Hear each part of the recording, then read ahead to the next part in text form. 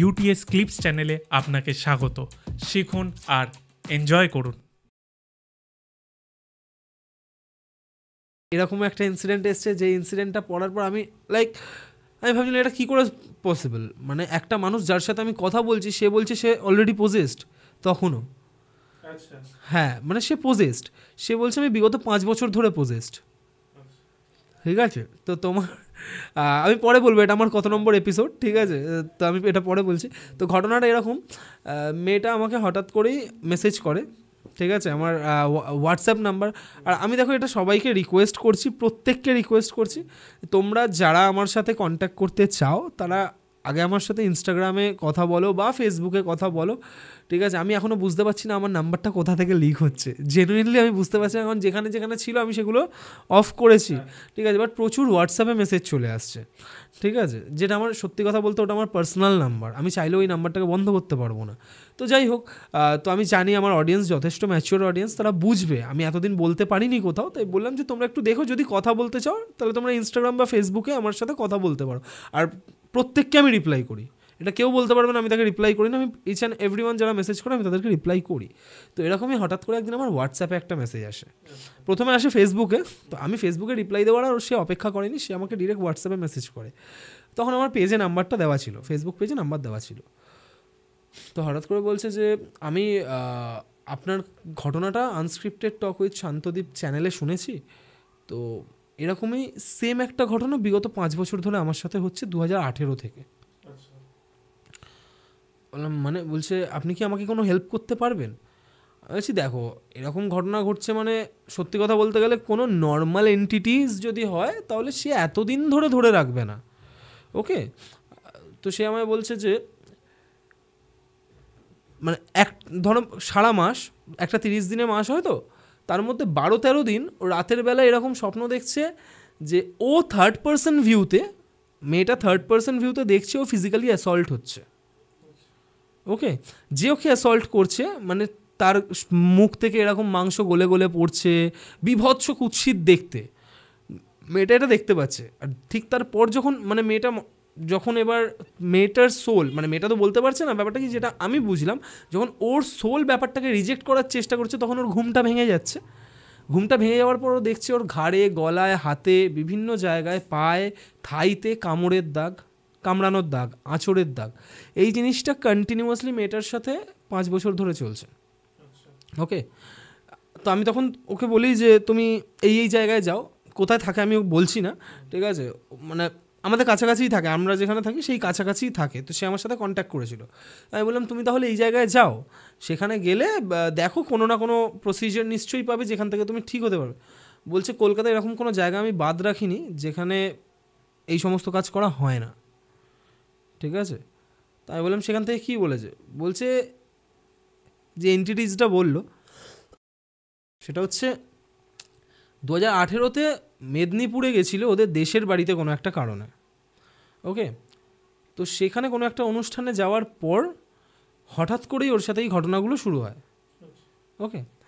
তো ঘটনাগুলো শুরু হওয়ার পর প্রথম যখন ওর সাথে এই ঘটনাগুলো শুরু হয় ও অদ্ভুত বিহেভ করতো, মেয়েটা অদ্ভুত বিহেভ করতো, লাইক মানে ঘরে ঝামেলা করা।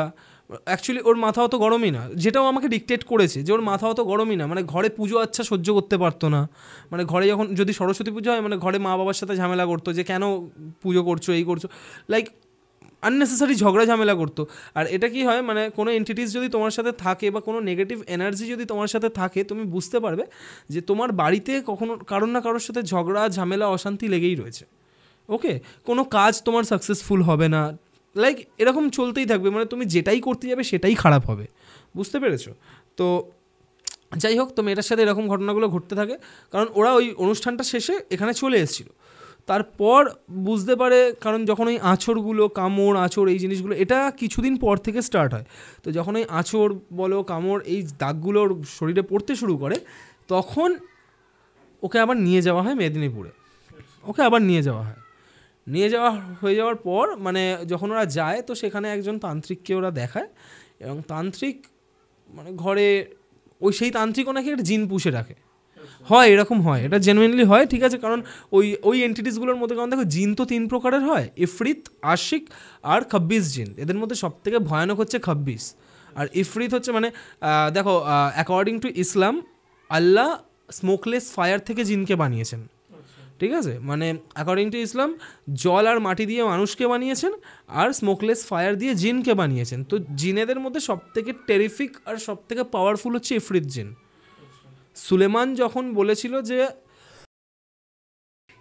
আমার মনে পড়ছে না, কোনো একটা কুইনের মাথার মুকুট চেয়েছিল, ঠিক আছে, মানে এটা আরেক তুমি একটু দেখে নিও, তুমি জানতে পারবে। তো মুকুট চেয়েছিল, তখন জিজ্ঞেস করেছিল যে কোন জিন, মানে জিনদেরকে নিয়ে বসেছিল যখন, তখন বলেছিল কোন জিন আমাকে ওটা এনে দিতে পারবে। তখন ইফরিত বলেছিল আমি পারবো। সেটা ছিল 7,000 কিলোমিটার দূরে, 7,000 কিলোমিটার দূরে থেকে কথাটা বলেছিল যে কতক্ষণের মধ্যে আনতে পারবে। বলেছে যে, আমি নর্মাল কথাই বলছি, ওরা কী টার্মস ইউজ করতো সেটা তো আমি জানি না, তো যেটা আমি পড়েছি বা যেটা জেনেছি সেটাই বলছি। ওই যে আপনি আপনার আসন থেকে যতক্ষণে উঠে দাঁড়াবেন ততক্ষণে সেই মুকুট আপনার পায়ের সামনে থাকবে। আর ইফরিত সেটা করে দেখিয়েছিল, ঠিক আছে। মানে তুমি ভাবো কতটা পাওয়ারফুল, যে 7,000 কিলোমিটার একটা সেকেন্ডের মধ্যে কভার করেছিল, ঠিক আছে। তো এইসব জিনেরা থাকে, তো তার মধ্যে ভালোও থাকে, ঠিক আছে। যারা মানুষের, মানে এরকমও ইনসিডেন্টস আমার কাছে আসে যে প্রেতাত্মার থেকে মুক্তি দেওয়ার জন্য, মানে প্রেতাত্মার থেকে প্রোটেক্ট করার জন্য জিন পাঠিয়ে গেছে বাড়িতে, যাতে সেই জিন বাড়িটাকে প্রোটেক্ট করছে বা পাহারা দিচ্ছে। তো তেমনই মেয়েটা ওরকম যায়। তো মেয়েটা যখন যায় ওখানে, ওই তান্ত্রিকটা ওকে বলে যে আমি তোমাকে ঠিক বলতে পারছি না সেই ঘটনাটা যখন বলেছিল, মানে ঠিক কীরকম, ও যখন পাঠিয়েছিল, তো ওই লোকটা যখন এসেছিল, মেদিনীপুরের কথা বলছি, তো ওই বাড়িতে এসে মেয়েটা এরকম বসে আছে, মানে যে মেয়েটা আমায় ঘটনাটা বলেছে সেই আমাকে বলছে যে ও এরকম বসে আছে। বসে থাকার পর সে এসে একজনকে বলছে যে ভালো করে ঘুরে দেখতো এখানে কেউ আছে নাকি, ঠিক আছে। ওর সাথে কিন্তু কেউ নেই, মানে যে তান্ত্রিকটা এসছে সে একজনকে বলছে ভালো করে ঘুরে দেখতো এখানে কেউ আছে নাকি। বলার পর কিছুক্ষণ পর বলছে যে হ্যাঁ আছে, ওর সাথেই একজন আছে। তো যে আছে সে নাকি ভীষণ পাওয়ারফুল, সে সহজে যেতে যাবে না। তো অনেক টাকার কথা বলে যে এত টাকা খরচা করতে হবে। তো ওরা টাকার কথা শুনে পিছিয়ে আসে, ওকে, ওই ফ্যামিলি, মেয়েটা পিছিয়ে আসে। তখন ওরা ভাবে যে আরও অন্য কোথাও করবে। তো বাড়িতে মহামৃত্যুঞ্জয় মন্ত্র পাঠ করানো হয়। তো একটা কথা বলে রাখি, মানে এই কাজগুলো মানুষ ভুল করে, ঠিক আছে। দেখো তোমার একটা কথা বলি, আজকে তোমার যদি জ্বর হয় তুমি নিশ্চয়ই ম্যালেরিয়ার ট্যাবলেট খাবে না, রাইট। তোমার পেট খারাপ হয়েছে তুমি নিশ্চয়ই জ্বরের ট্যাবলেট খাবে না। তো প্রত্যেকটা প্রবলেমের জন্য আলাদা আলাদা সলিউশনস থাকে, ঠিক আছে। তো ওর এই ঘটনাটার পর বাড়িতে এরকম মহামৃত্যুঞ্জয় জপ করানো হয়, চণ্ডীপাঠ করানো হয়। তো এই ঘটনাগুলো ঘটার পর জিনিসটা আরও বাড়তে থাকে, কারণ সে যদি জিন হয় না, সে কোনো ভগবানের মন্ত্রে যাবে না, তাকে তাড়ানোর প্রসিজিয়ারই আলাদা, তাকে ইসলামিক প্রসিজিয়ারেই তাড়াতে হবে। কারণ জিন তো আমাদের মতনই একটা আলাদা, ওরা তো ভূত বা প্রেত নয়, ঠিক আছে। ও তো আলাদা একটা ডাইমেনশনে বিলং করছে। তো ও তো ভূত, মানে ও তো ভগবানকে ভয় পাবে না, কারণ ভগবান, আমরা যতটা ভগবানের, জিনও ততটাই ভগবানের। জিনেদেরও একটা নামাজ পড়ার টাইম থাকে, ঠিক আছে, ওরাও একটা নির্দিষ্ট টাইমে নামাজ পড়ে। তো তুমি ভগবানের নাম করে তাদেরকে তাড়াতে পারবে না। তো এই জিনিসগুলো যখন হয় তখন ব্যাপারগুলো আরও বাড়তে থাকে। তো আমি সেই মেয়েটাকে, আমি একটা জিনিস বুঝতে পারছিলাম, সত্যি কথা বলছি, ওর কনসিয়াস মাইন্ড হয়তো চাইছে জিনিসটা থেকে বেরোতে, কিন্তু ওর সাবকনশিয়াস মাইন্ড ওকে বেরোতে দিচ্ছে না জিনিসটা থেকে। কেন বলছি, ওকে যখনই আমি মেয়েটাকে বলছিলাম যে তুমি এই জায়গায় কন্ট্যাক্ট করো, ওকে আমি প্রচুর জায়গার কন্ট্যাক্টস দিয়েছি। লাস্টে আমি বলেছিলাম যে আমার এরকম চেনা একজন আছে যাকে আমি ফোন করছিলাম, বাচ্চাটা সত্যি আমি তার সাথে কন্ট্যাক্ট করে উঠতে পারিনি, আমি তার নাম্বারটাও দিতে পারিনি লাস্টে, ঠিক আছে। কারণ সে অদ্ভুতভাবেই, আমি বহুবার কন্ট্যাক্ট করার চেষ্টা করেছি, সে ফোন তোলেনি। তো তারপর আমি আর ফোন করিনি। এবার আমি জানি না এটার পেছনে রিজনটা কী, ঠিক আছে, কারণ তার আগে কিন্তু তার সাথে আমার কথা হতো, ঠিক আছে।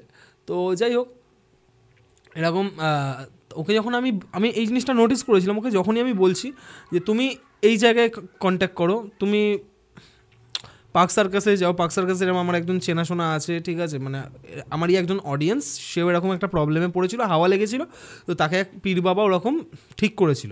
তো তার কন্ট্যাক্ট দিলাম, সে বলছে যে ওখানে, মানে মেয়েটা কন্টিনিউয়াসলি নেগেটিভ কথা বলে যাচ্ছে। আমি যখন কথা বলছি মেয়েটার সাথে পডকাস্টের শেষে বিহাইন্ড দ্য ক্যামেরা আমি তোমাকে চ্যাটসগুলো দেখাবো, ওকে ধরো আমি বললাম যে তুমি তাহলে নাগের বাজারের মসজিদে যাও, সেখানেও আমি শুনেছি এই সমস্ত জিনিস ছাড়া। ও বলছে না ওখানে কিছু হয় না, ঠিক আছে। ওকে আমি বললাম তাহলে তুমি নর্থ কলকাতা একটা মসজিদ, সেখানে বলছে না এখানে কিছু হয় না, এগুলো ফালতু। ওকে আমি ফেসবুক থেকে একটা জায়গার ডিটেলস পেলাম, শিবধাম বলে, তুমি হয়তো দেখেছো ফেসবুকে ভিডিও, ঠিক আছে, যেখানে নাকি ওখানে ভূত মুক্তি কেন্দ্র বলেই লেখা আছে। ওকে, লোক ওরকম করে। আচ্ছা, হ্যাঁ। আমি বললাম তুমি, ও তখন বলছে যে না এটাও ভালো না। ও আমায় বলছে সব জায়গায় নাকি কন্ট্যাক্ট করে ফেলেছে। দেখো এটা হতেও পারে, কারণ একটা মেয়ে 5 বছর ধরে ভুগছে, তাই না? তো 5 বছর ধরে ভুগছে, ও বিভিন্ন জিনিস ট্রাই করতে পারে, বাট ও সেখান থেকে কিন্তু বেরোতে পারেনি। বাট লাস্ট অব্দি আমার কোথাও না কোথাও মনে হলো যে আমার হাতে হয়তো নেই জিনিসটা, ঠিক আছে। কারণ তাহলে আমার কাছে যা সোর্স ছিল আমি অ্যাপ্লাই ওকে করে দিয়েছিলাম। বাট প্রেতাত্মা থেকে মুক্তি পাওয়া যায় জানো তো, বাট জিন থেকে মুক্তি তোমাকে একমাত্র জিনই দিতে পারবে, হয় না? কালকে একটা তান্ত্রিক আমাদের কাছে এসেছিল, সে বলল যে তারা কিন্তু ভূতেদের ল্যাঙ্গুয়েজ বোঝে না, তাদের কাছে প্রেতের জন্য প্রেত বা জিনের জন্য জিন এরা তারা স্টোর করে রাখে তাদের কাছে। যখন ধরো কেউ পজেসড হয়, ওই জিনগুলোকে বলে কথা বলে তারা ওদের জানায়। কারণ অপোজিট দিকে যে আছে, ধরো কাউকে জিনে ধরেছে, ধরো তোমায় ধরেছে, তান্ত্রিকের সাথে সে কথা বলবে না, ওই জিনের সাথে কথা বলবে। এবার জিনের সাথে তান্ত্রিকের আমার কাছে যে জিনটা আছে তার সাথে আমার কানেকশান আছে, আমি বলতে পারবো। সে তোমার কাছে গেল, জিজ্ঞেস করলো, করে আমাকে বললো, সেই অনুযায়ী আমি ফল দেবো। উনি এটাই বললো, যে তারা কিন্তু ডিরেক্টলি কথা বলতে পারে না জিনের সাথে। যখন ওই কমিউনিকেশন একবার হয়ে গেল, বুঝে গেল যে কি হচ্ছে, আচ্ছা এ কি চাইছে, কি ডিম্যান্ড করছে, এ কি মারতে চাইছে, নাকি একে ছেড়ে অন্য কোনো প্রসেসে কি ছেড়ে চলে যাবে, কি কারণে ধরেছে, তো সব জেনে গেল, তারপর ও ছাড়াতে পারবে। এটা ঠিকই বলেছো, কারণ এটা কি বলতো, নেচার অ্যালাউ করবে না। তো তুমি তো সবার সাথে কমিউনিকেট করতে পারবে না, তোমার সাথে তার সম্পর্ক থাকতে হবে। এরকমই বিভিন্ন আরও ক্লিপস পাওয়ার জন্য, আরও বিষয়ে জানার জন্য আমাদের এই চ্যানেল ইউটিএস ক্লিপসকে অবশ্যই সাবস্ক্রাইব করুন।